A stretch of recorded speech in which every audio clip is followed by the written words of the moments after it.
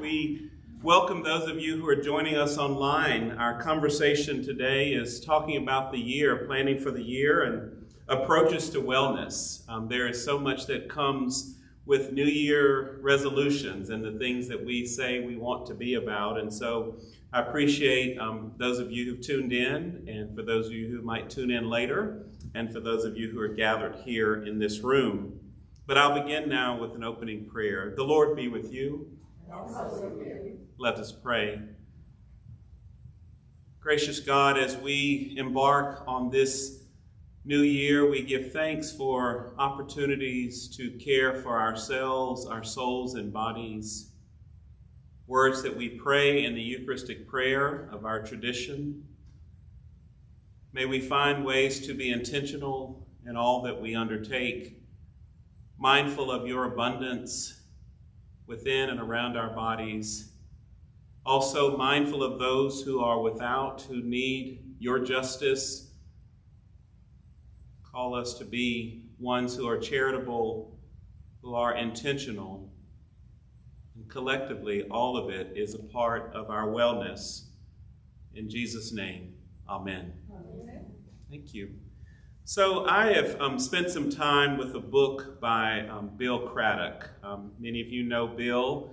Bill is a Memphian, but he also used to be the president of Episcopal Credo, which is a wellness benefit of the Episcopal Church. And it's a wonderful program that helps for clergy, and there was a period of time when lay employees of the church as well would spend time on retreats and conferences to look at vocational health, spiritual health, financial health, mental health, physical health, all sorts of wellness. And I've really been motivated in a lot of ways by the work of Bill Craddock and the Credo Institute in his book entitled All Shall Be Well. And he talks a lot about identity, discernment, practice, and transformation, and how those things are a cycle. And so today I wanted to just call our attention to some things that he asks us to think about. And also this is a conversation, so there will be a microphone available to ask any questions that you might have. So just to kind of relax into this time, but it seemed as we start the year that I might highlight some things that are associated with wellness. So in his book, All Shall Be Well, this is what we hear from Bill Craddock. Julian of Norwich, whose childhood was scarred by the famine, poverty, peasant revolts, and the Black Plague that swept across Europe, left an enduring legacy to future generations, which can be captured with these simple words of steadfast and unfailing hope. Her words are, all shall be well, and all shall be well, and all manner of things shall be well. At the age of 30, suffering from a severe illness and believing that she was on her deathbed, Julian had a series of intense visions that she recorded. 20 years later, they became the source of her major work, 16 Revelations of Divine Love. Julian's theology was optimistic, positive, and hope-filled, and a solid sign of her own wellness, wholeness, and holiness. Wellness and holiness. That's an opportunity for us to think about how is it that we might be well. I suspect if I came to each of you as you came to me, what does it mean to be well? We'd have a variety of answers. So I'll actually ask you, when I turn to you and say, what does it mean to be well? What comes to mind as you hear those words? No pain. No pain. No Peace. pain. Peace. Okay. I can't put it in words. Yeah. When you hear, what does it mean to be well? Wholeness. Wholeness. Okay. Good health. Good health. Yep. Calm. Calm. What does it mean to be well? When someone says, are you well? What does that mean for you? Joy. Joy. Okay. Yep. Your entire being. Your entire being. Okay. Yeah. Yeah. Wellness. Balance. Balance. Balance. What does it mean to be well when you hear that? Wellness. Complete. Complete. So all of these words are about feelings, they are about a state, but they are things that I would say require work. You don't just wake up joyful. You might wake up grateful, and maybe if you even need coffee or you need something to get going, the first words might not be, "What a great day."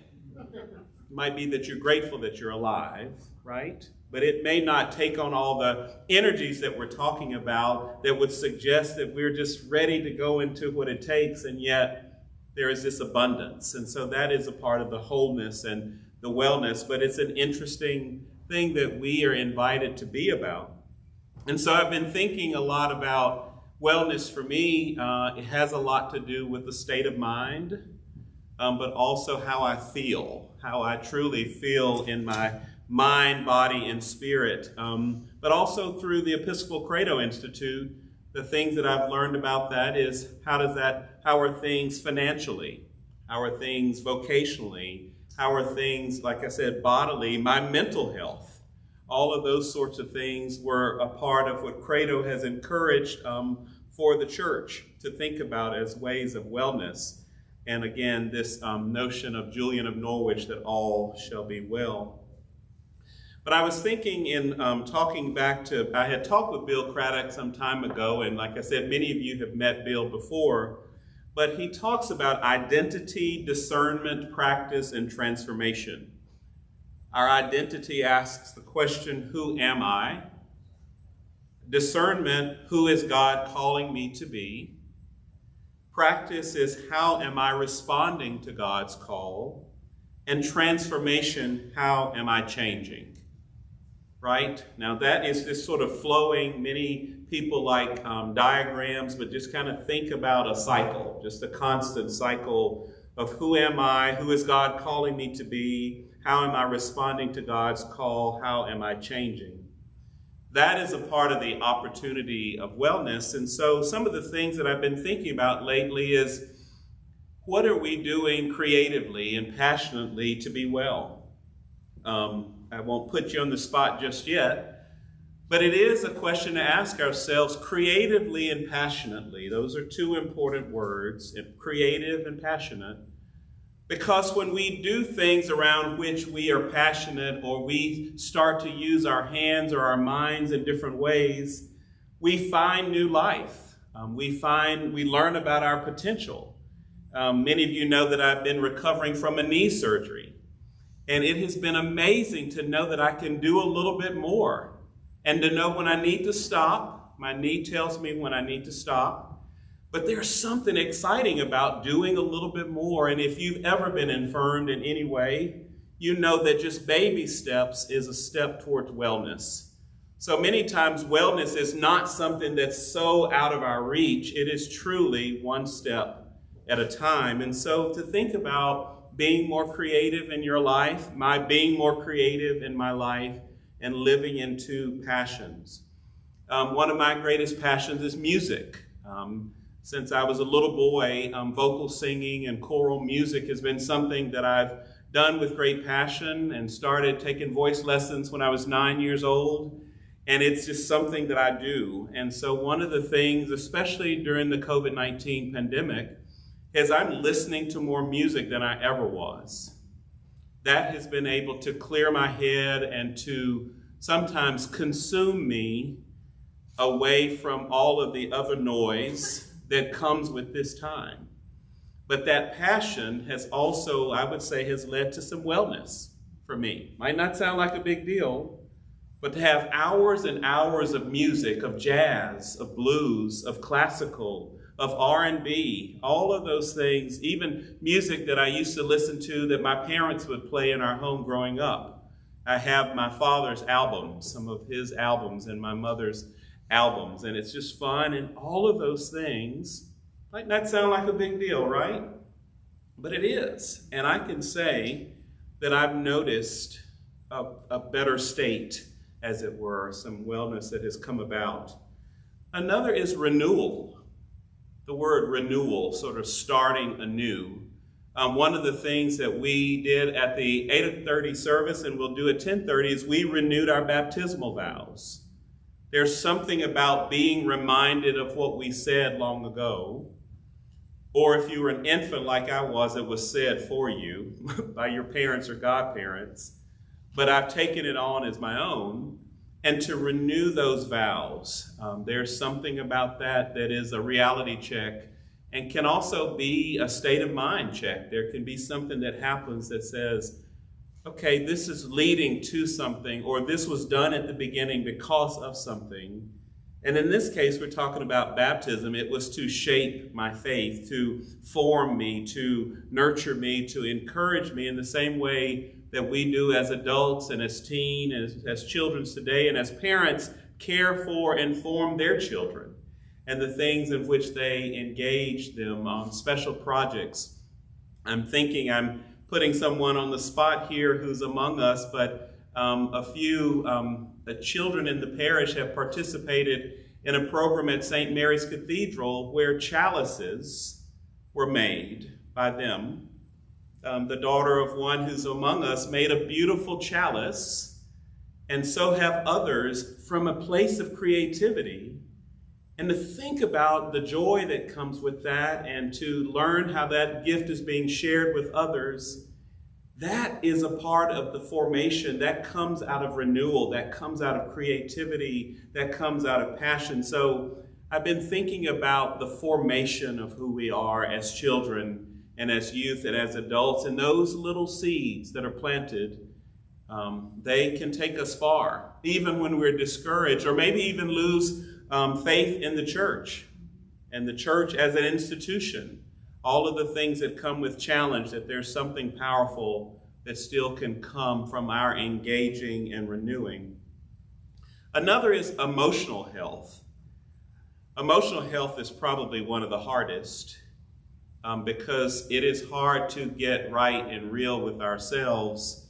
We might want to do it personally, but we rarely want to do it even with our partner, or even with a therapist, or even with the priest or anyone else. That sort of emotional health is really hard because more than not, it means a lot of change. If we are in a certain state, it is hard to make the step to go to the next. And yet anyone will tell you, any professional, healthcare professional will tell you that one of the most important things we can do is to pay attention to our emotional health, because it lives out in our relationships with our loved ones, with strangers, with the world. And so if you think about the world that we live in now and how much violence we've seen and feel and how much hatred and evil we are seeing and feeling, think about the emotional health of individuals who have acted out in certain ways or said certain things or done certain things. And to think about how unwell, but not impossible, I should be clear, they are. There is something that can change for them because of what I believe about God and what I believe that we as people, as images of God, are all good. So that's just my personal, even if the choices we make, the things we say, the things that we do are extreme and are not of God, that we still are images of God and that goodness of God still lives there. So there is an opportunity for our emotional health to improve, but it takes work. It takes counseling, it takes honesty, and it takes a lot of courage, which is something that goes with the journey of wellness. Been thinking about spiritual practices. Renee Miller, some of you I know, at least members of the vestry, and for those of you last year who participated in the online town hall meeting where Renee Miller was with us to talk about reimagining church. And she talked a lot about spiritual practices and things that we can do to care for ourselves. And I'm always interested to know about spiritual practices that individuals take on outside of coming to church. We are conditioned to do a lot of the things in the trappings of this space, right? If we enter the door, something gets really different, right? When we just walk in the door, something's changed in how we are at home. Even maybe how we interact with one another, something is different. And yet the moment we step into our car or on foot and go wherever we're going, we revert back to whatever it is. And so it suggests that our practices are compartmentalized. But the journey of wellness would suggest that our spiritual practices are things that we're doing while we're driving, while we're working. If we knit, while we're knitting, while we're in conversation with friends, if we are playing a game, that we can also be in prayer while being in community with others. And so the spiritual practices that we take on are the actual act of praying. Sometimes it's journaling. People take on the spiritual practice of walking, forms of exercise, and will say that this is one of my ways of spiritual practice. But the things that we do practice-wise, and you know the old cliche, practice makes perfect, the more we do it, the more, and that's what we always hear from healthcare professionals, right? If you would just do this 20 minutes a day, imagine how your life would be different, or some adage like that, the things that we've heard. And sometimes we do it and sometimes we don't. And I know I don't do most of it, but I'm listening in the moment. But maybe you have some similar examples where the things that you know could be practices that lead to wellness are not the things that are always going on. Another form of wellness is stewardship. The stewardship of our time, our talent, our treasure, that we offer to the glory of God, who gives us so much, that we return how we spend our time, or how we use our physical gifts and talents and volunteerisms and ways of service, how we give of our money, our financial resources, whether it's to Grace St. Luke's and other agencies that are supporting the needs of others. But all of that is a stewardship of creation. Things that we do to take care of the world and to take care of its people. And ultimately, we're taking care of ourselves. A part of that stewardship also includes plan giving. It is easy to plan for today, but there are so many things that we are encouraged to do estate planning, to plan for burial, to plan in all the different ways. And I use the example that early in my marriage, Ellie and I sat down and did all of our planning for our funeral services. So that's all done. We know the lessons, we know the hymns, we know communion, all of it is done because we just wanted to have that done, and all the things related to beneficiaries and powers of attorney, all of those things are important forms of stewardship. And there's a peace, someone who used the word earlier about peace. There's a peace that comes when we practice more stewardship. Stewardship for the now, but stewardship for the future is to be intentional. And it never has to be something that feels like it's out of reach, but to at least have some documentation. And if you are interested in knowing more about different ways to do some of that, I want to call your attention to someone who's in partnership with Grace St. Luke's. His name is Jeremy Farr. He is an estate planning consultant, and out in the public space you will see a brochure like this. And there are free services that he is in a contract with us until the middle of this year, so that any parishioner could sit down and talk through their affairs with him, and he can give advice. And that's something that has been made possible as a generous gift to the parish, that someone saw that it was important enough that people at Grace St. Luke's might take advantage of something like this that normally they would not either do for themselves or would not have the resources to go and see an estate attorney to do a host of things that Jeremy initially can answer questions. So I invite you to think about the importance of estate planning, of giving to the church, giving to other agencies, all of those forms of stewardship, and how that feels. I know that I always feel better when I give, regardless of how much it is to various agencies. I just feel better. And then I, in turn, know that that's helping someone else, and that's furthering the mission of that place. Someone said earlier the word balance. Who was someone in the back there talked about balance?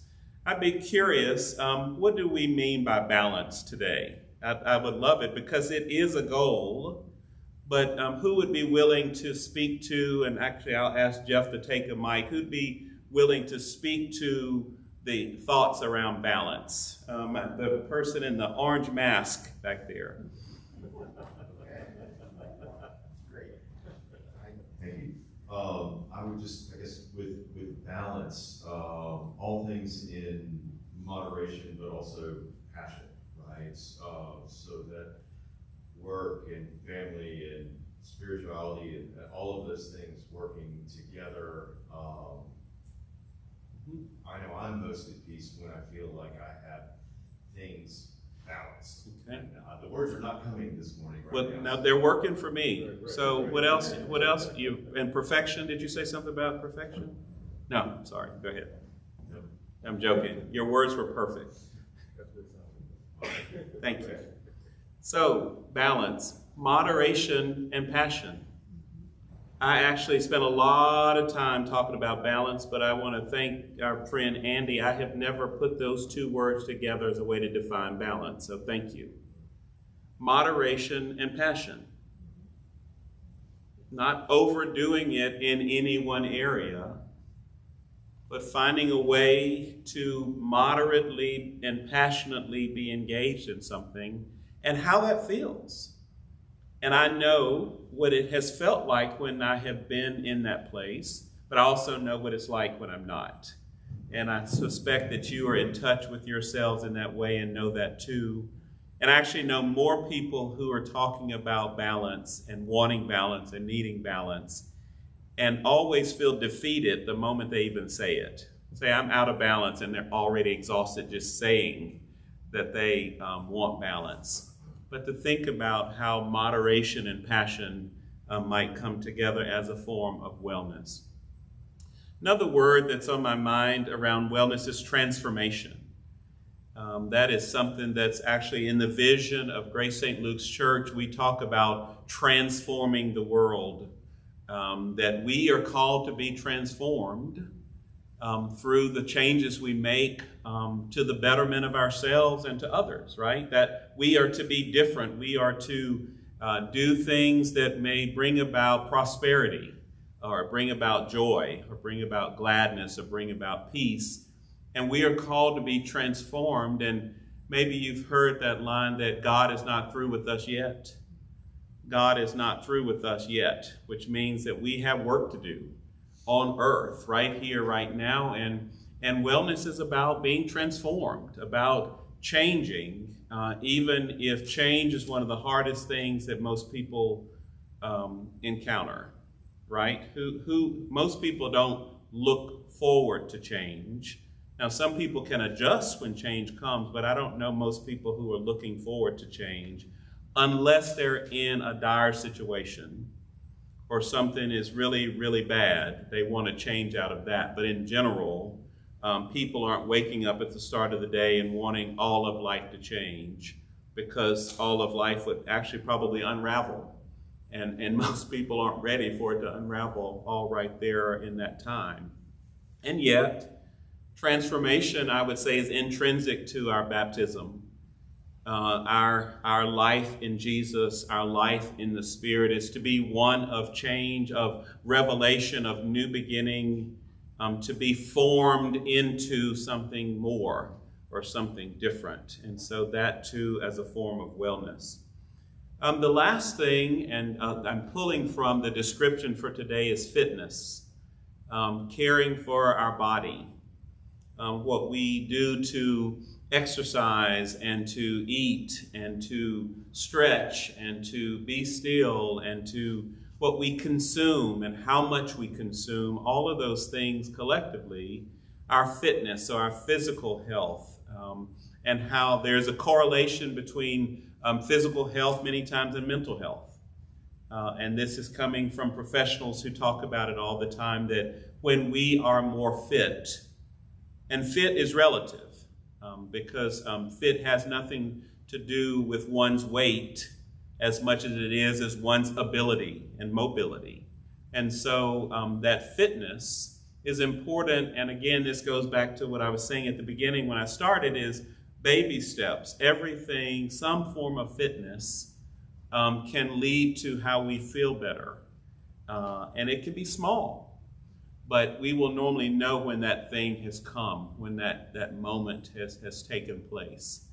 And so those are opening remarks I have about wellness, about approaches to wellness. And I would invite you to, it's still early enough in the year to make some resolutions, right? I know we normally try to do it on New Year's Eve or New Year's Day, but the 9th is okay. I mean, the 9th is okay, or the 10th, or even the 31st, anyway. But to make some resolutions, and that will be different for each of us. But the things that we consider are all about how we can be more whole. And to going back to those words of identity and discernment and practice and transformation of who am I? Who is God calling me to be? How am I responding to God's call? And how am I changing? So that identity, discernment, practice, and transformation that Bill Craddock writes about in All Shall Be Well. But he's very clear to say that all of it is journey. It's not a stagnant, it's not this one thing, it's multiple things that all can collectively lead to a way of being more whole. And so I appreciate that we can pause and have conversation like that. And I'd love to have any questions that you might have about wellness. And Jeff is here with the microphone. Just a question about something I've said, something that I've read, some reflection that I've shared, or an observation around wellness that you bring today that could help with our conversation. And for those joining us online, thank you for listening and engaging. And if you're on Facebook, you can even add some questions in the comments, and we can follow up with you after this live session. So, reflections. We have one over here. I loved everything you said this morning, and I got a mantra I repeat to myself. It's a poem, "Slow me down, Lord. Ease the beating of my heart by the quieting of my mind." And I've learned life is nothing but a journey from the mountain to the valley, from the valley back up to the mountain.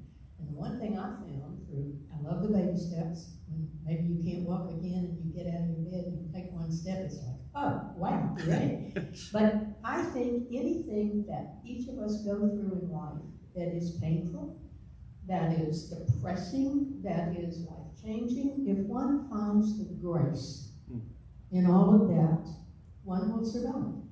Because when you find the grace, you know that God loves you, that you will power through whatever it is that you've experienced. And that has helped me in the darkest of days to have the light still shine. Thank you. Thank you. That's a great image. I have one here. But I love that slow me down, Lord. There's a saying that I like, don't let yesterday get in the way of today and tomorrow. Don't let yesterday get in the way of today or tomorrow. Thank you. I have one in the back here.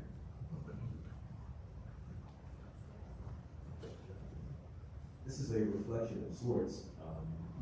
Last week in traveling through airports, we saw that the neighbor lady people experienced the road. I was one of those, bless you. I was one of those, and it's easy to become quite annoying when you cannot move. I should know better. It's easy to find yourself quite annoyed when you can't move as you'd like to. Getting on the plane was already delayed before we even got to the airport, then experienced the delay once we got off the plane. And the pilot warned us that it was because the fuel in the plane was not balanced. So someone had to come back out and take fuel off the plane. Bless you. But once that was done, an hour later, we proceeded to taxi to the runway and got to the runway. And once again, the pilot came with the aircon and said, we have to return because the fuel is still imbalanced on the plane. So you heard quite a few expressions of and irritation there, of course. So I was fine. I took a couple of deep breaths, 5 deep breaths, which basically in the space. But the thing I was most concerned about was not how soon I would get out of there, but if you got the plane balanced so we could fly well, wellness, as you put it. But things have to be balanced to move safely and easier. That's a great image of thinking about, travel and flights and fuel and the balance that's required for the plane to do right, and to hear about taking just 5 sort of breaths or pauses to just sort of shift, to need to sort of adjust to that, but to know that the goal in this case was for everything to be in balance in order for it to fly right. In this case, a plane, which is significant, is you want that to definitely be right. And so hearing that as an example of wellness, of wellness in that way. Thank you for that. So, yeah. Any advice you might share, or things that you have taken on that have been a part of how you are practicing wellness that you'd be happy to share with others? We have just a few more minutes before we end our time, but any highlights or wonderabouts that you have that you'd like to speak about? We have one over here.